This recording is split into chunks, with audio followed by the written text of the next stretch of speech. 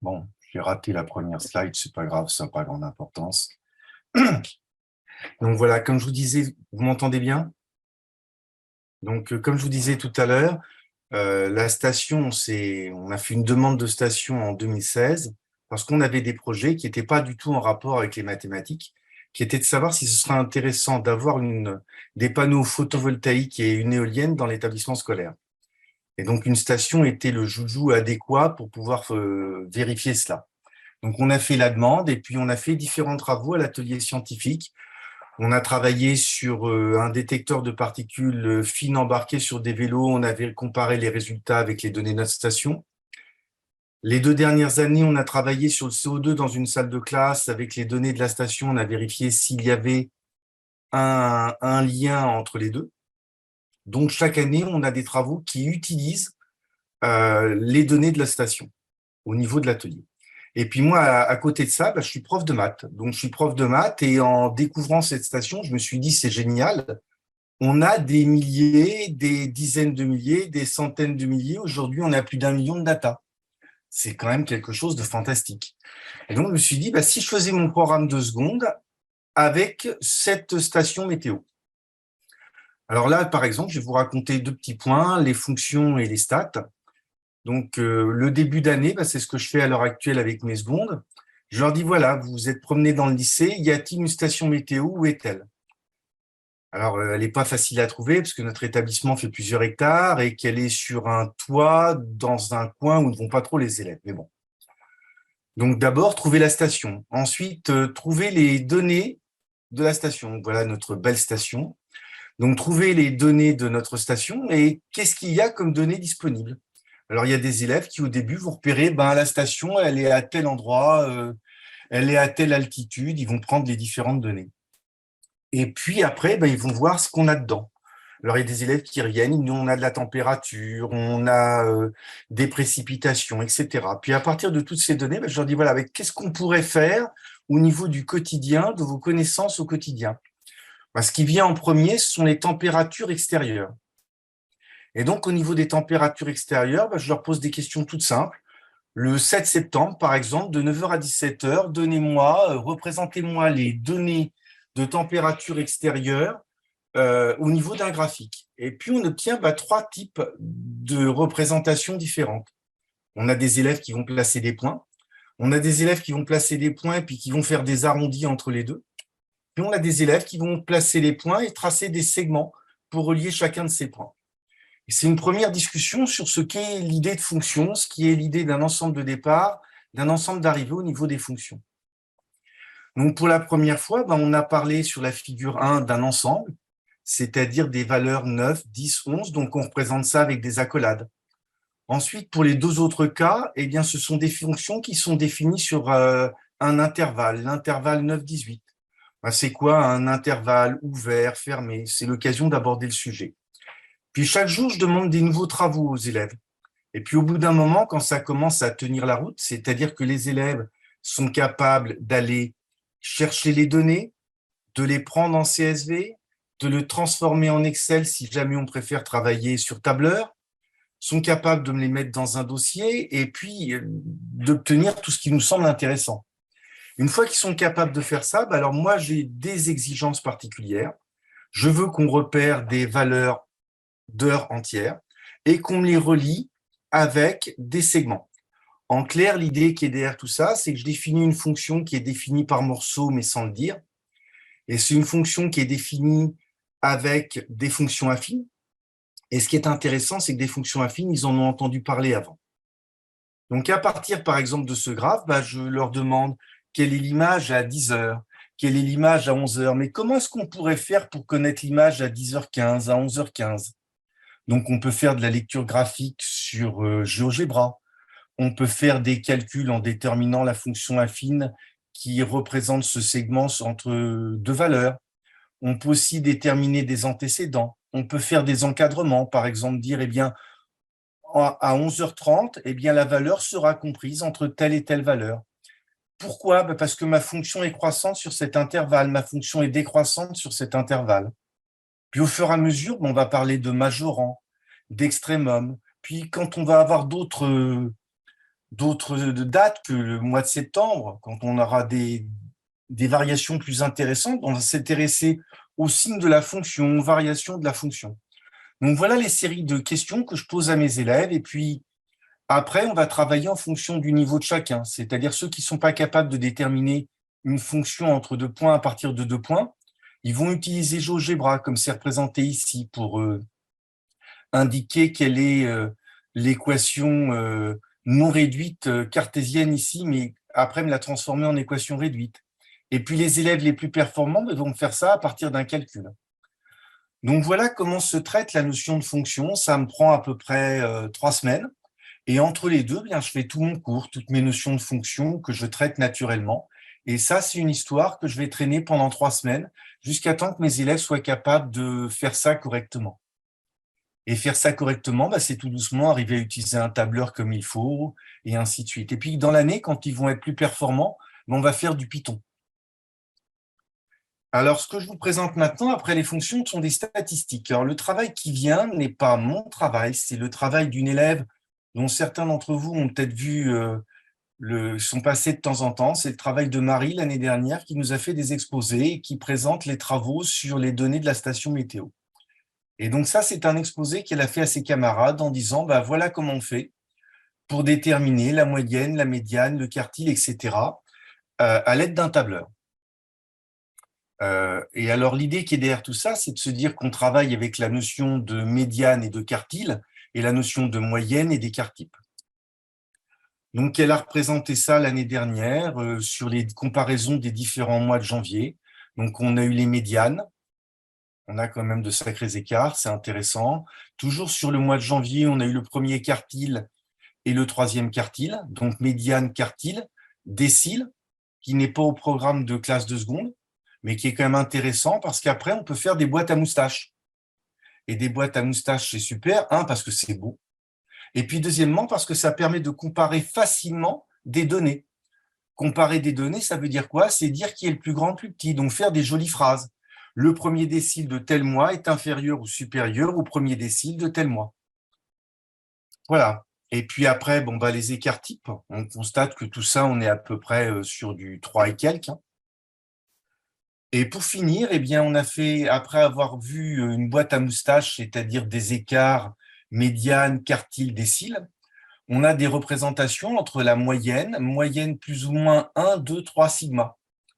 Et l'idée qui se trouve derrière tout ça, après, c'est de dire aux élèves, mais combien avez-vous de valeurs qui se trouvent entre moyenne plus ou moins 1 sigma, moyenne plus ou moins 2 sigma, moyenne plus ou moins 3 sigma, et on sait qu'on a 65, 95, 99% des valeurs qui doivent s'y trouver. Et donc, ça fait découvrir ces notions-là aux élèves. Alors, je n'ai pas travaillé que sur les stats avec les secondes, on travaille aussi avec le vent sur la notion de vecteur. Mes terminales, on travaille aussi sur la notion de valeur moyenne, donc c'est sympa de faire des intégrales. Et puis, je vous parlais tout à l'heure de l'atelier scientifique, et bien voilà, il y a quelques années, tout passe si vite, les élèves ont remporté un prix, le prix Shannon, qui était remis à l'IHP, l'Institut Henri Poincaré. Et donc, c'est parti tout ça d'un travail d'élèves qui ont observé des séries, là on n'a mis que 5-6 courbes, qui ont observé des centaines de courbes, et puis qu'on dit c'est marrant parce qu'on a l'impression que plus la pente est élevée, plus ça va aller haut.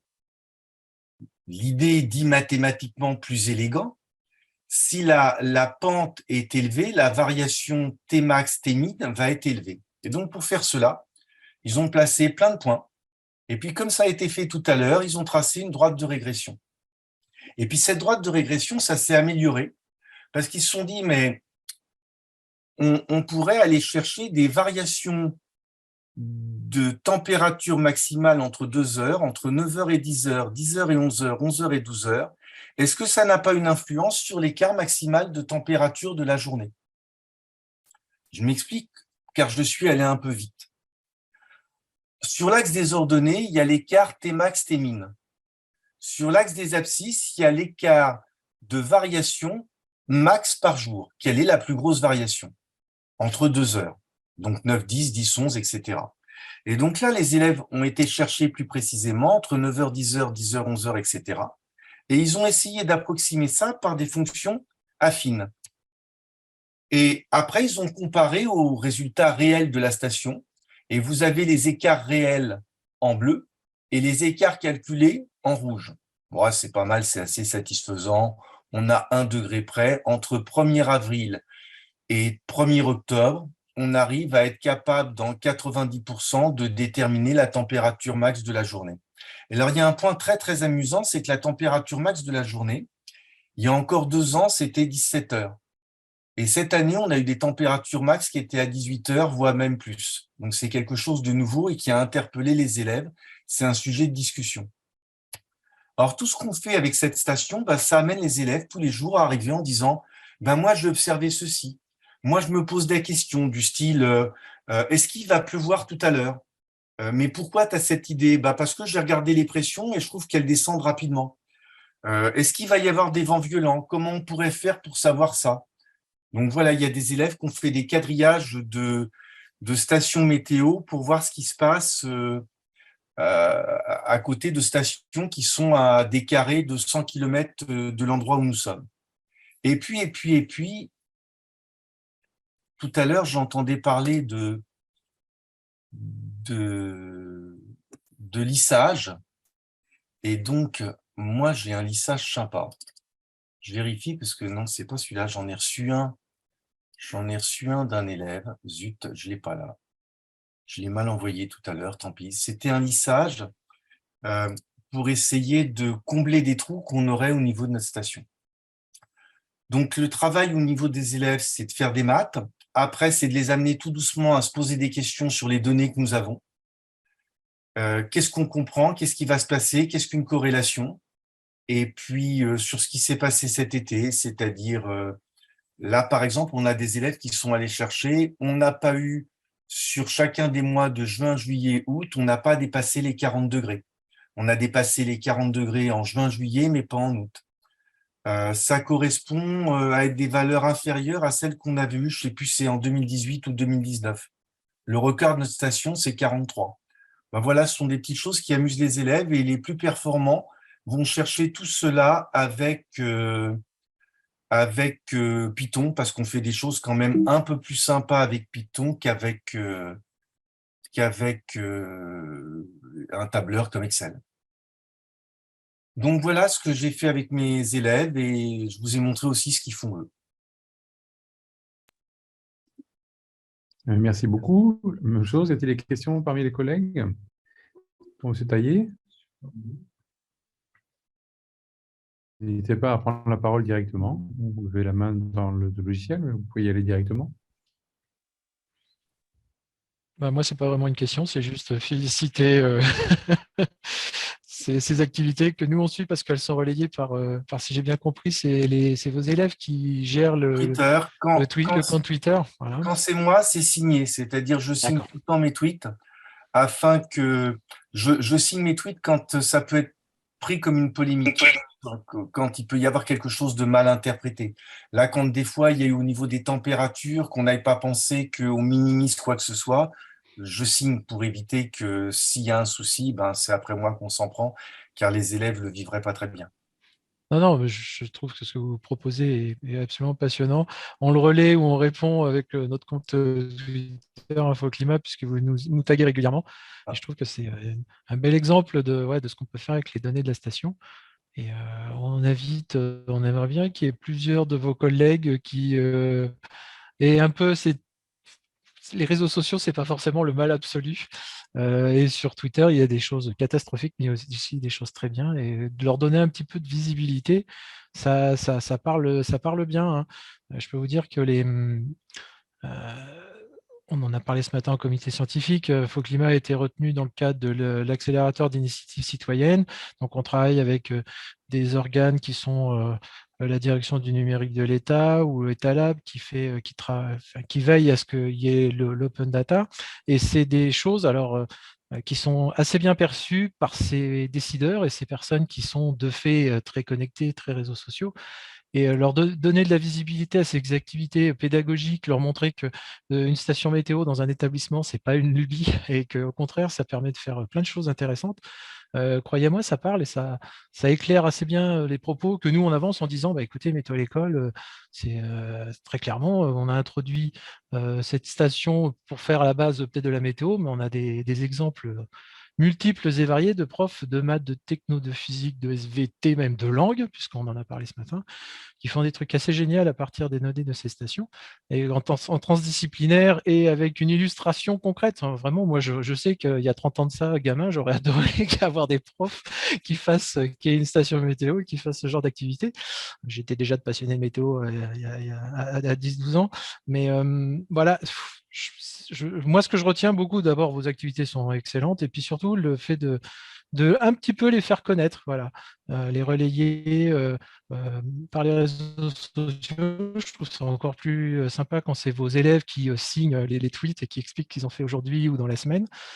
C'est quelque chose que, voilà, si d'autres de vos collègues pouvaient s'en inspirer, nous, on les encourage à le faire et on est tout à fait partant pour leur relayer ces initiatives et leur donner un peu de visibilité. Voilà. Alors, il y a une vidéo qui a été faite par des élèves, elle n'est pas exceptionnelle, mais sur les stations météo, sur ce projet de déterminer l'heure à 17 h. Elle est sur leur chaîne Oui, YouTube. elle est sur YouTube depuis quelques années, c'est ça? Oh oui, Ouais, quelques je l'ai années. vu revu On il a y a quelques travaillé jours. donc sur le polybike en rapport, le CO2 en rapport, et là, on travaille sur l'urgence climatique. C'est-à-dire que ils vont faire des vidéos là-dessus, et puis forcément, notre station va servir. Mais notre station, elle ne sert pas en climato. On a quelques données depuis 6 ans, maintenant 7 ans. Voilà, mais c'est intéressant justement de voir les évolutions. C'est-à-dire, c'est super de montrer que ça grimpe pas, on n'a pas une jolie fonction croissante. Bah oui, c'est pas lissé, ça se présente pas. Non, mais c'est intéressant. Et c'est pour ça que le terme qui est intéressant, c'est dire qu'il y a un dérèglement climatique. C'est bien pour discuter. Comme là, par exemple, on a des données qui sont fraîches pour un mois de septembre. Eh bien, les élèves sont allés chercher si c'est le cas depuis plusieurs années. Et ils ont vu que c'était les Septembre données les plus froides depuis qu'on a notre station météo. Voilà. Exactement, il faut remonter à septembre 2012 pour avoir des T-min aussi basses depuis quelques jours. C'est tellement exceptionnel dans la climato récente d'approcher des normales froides qu'en effet, ça ne Alors, nous, m'étonne ce qui pas que nous sur les stations intéresse, MAE, on a du mal à les trouver. ce qui nous intéresse, c'est de travailler avec du CSV. Donc, pour travailler avec du CSV, on va sur une page, sur une vieille page, j'en avais déjà parlé. On va sur une vieille page où je peux avoir de l'export CSV. Parce que sur la page classique, sur laquelle j'arrive, je n'ai pas de possibilité d'exporter mes données en CSV. Ben si. Et Vous allez sur quelle page? alors, Normalement, vous l'avez moi, toujours, hein, il y a celle l'export que je vous ai CSV. montrée tout à l'heure. Celle que je vous ai montrée, une seconde, parce qu'il faut que je cherche où je suis. Euh, euh, Ici, l'export CSV, a priori, je vérifie, parce que vous mettez le doute. Justement, c'est pour ça que je suis très heureux de faire cette réunion en plus, vous allez comprendre. Si, il marche toujours l'export CSV Je vais vous montrer sur votre page. dans quelques secondes. Une seconde, je reprends la main.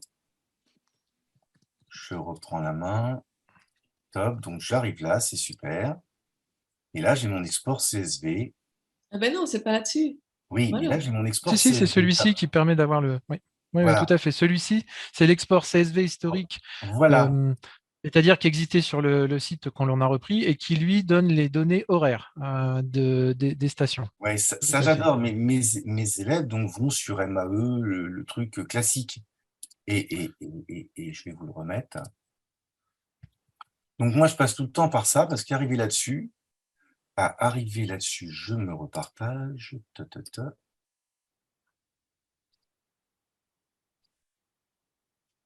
Alors là-dessus, c'est super parce que j'ai graphique, j'ai climato. C'est super parce qu'on a tout ça en bas. Mais je ne trouve pas mon export CSV là-dessus. Alors, je vais vous montrer. C'est moi qui vais prendre la main. Ouais, alors je sors. Attendez une seconde, je vous arrête Je vais vous ça. montrer l'autre façon d'accéder aux données. Alors, Parce que moi, j'accède que comme ça. Alors, en fait, ça, c'est l'accès historique et c'est celui qui est décrit dans la vidéo qui avait été réalisé à l'époque par Nathalie, c'était l'accès initial. Voilà. Ah. Depuis, il y a une autre façon, si vous le souhaitez, pour y accéder. Alors, je vais partager mon écran, partager. Normalement, vous devez avoir en plein écran.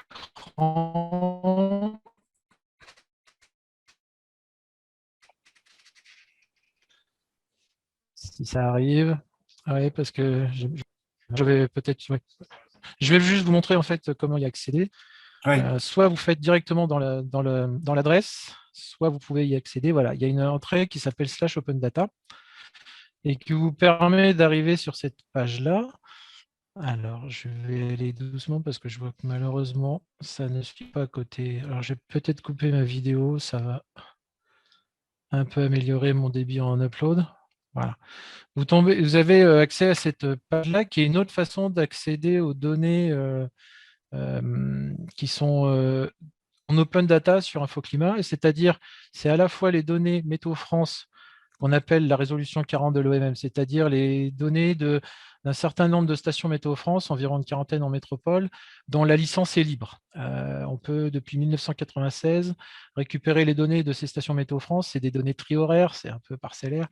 Ça fait 12 ans qu'on tâte Météo France pour un petit peu plus lâcher de données. Ça viendra d'ici quelques mois avec un peu de chance. Donc là, il y a ces données-là. Et parmi toutes ces petites bulles que vous avez à l'écran, les vertes, c'est des données qui sont utilisables même si vous vouliez les vendre. Mais dans votre cas, ça concerne même les petites qui sont en orange, qui sont les données dont l'utilisation commerciale est interdite. Mais alors, par contre, l'utilisation des fins pédagogiques, de travaux de thèse, scientifiques et tout, au contraire. Autrement dit, toutes les stations qui sont affichées sur cette carte, vous pouvez y accéder. Et en l'occurrence, si on zoome un petit peu sur cette partie de la région parisienne, vous voyez qu'on a bien la station de... Voilà. Si je clique dessus, normalement, ça va me l'ajouter. Alors, évidemment, je n'ai pas pris la bonne. Voilà. Ça l'ajoute sur la droite. Vous voyez, ça constitue l'URL. Je dis que je ne suis pas un robot. Il y a un petit captcha qui va le vérifier.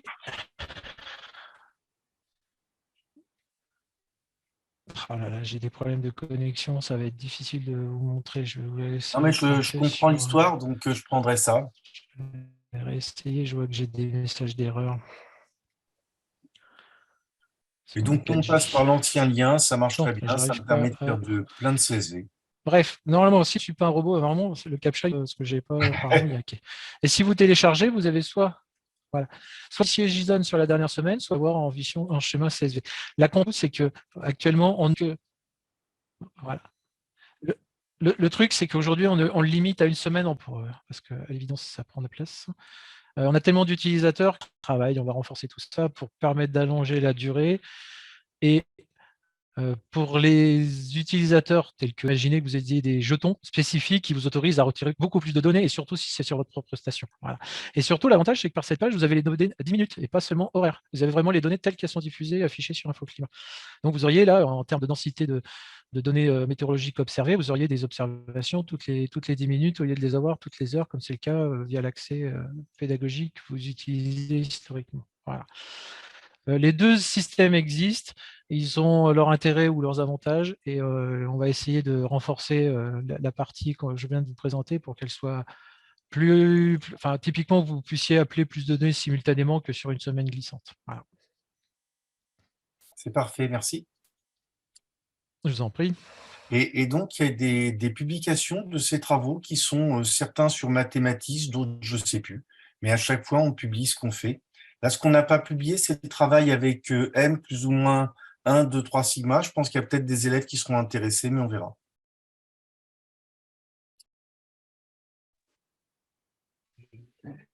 Non, mais on voit la richesse et on voit même que l'avantage du réseau, c'est qu'en direct live, de notre petit réseau, c'est qu'on peut trouver soit d'autres applications, soit d'autres fonctions, y compris au sein de l'outil InfoClimat, on découvre tous les jours d'autres de nouvelles richesses qui vous permettent à vous, enseignants, avec vos élèves, de faire des travaux suivant l'orientation pédagogique, intellectuelle que vous souhaitez. C'est l'avantage. Et un collègue, quelle que soit sa discipline d'origine, de l'histoire géo, jusqu'aux différentes disciplines scientifiques et mathématiques, pourront trouver toujours le point d'accès dont ils ont besoin pour traiter telle ou telle chose, y compris ce que nous montrait Patrick tout à l'heure, croisé avec d'autres données, hein, qui effectivement permettent aux élèves de s'apercevoir de la complexité, enfin de la vision systémique qu'on doit toujours avoir dans une question météoro-climatologique, c'est-à-dire qu'effectivement, la donnée ponctuelle donne des informations, mais c'est toujours le croiser avec d'autres données pour avoir une meilleure représentation. Et ce qu'on cherche en termes de formation, j'allais dire scientifique au sens large et citoyenne plus particulièrement.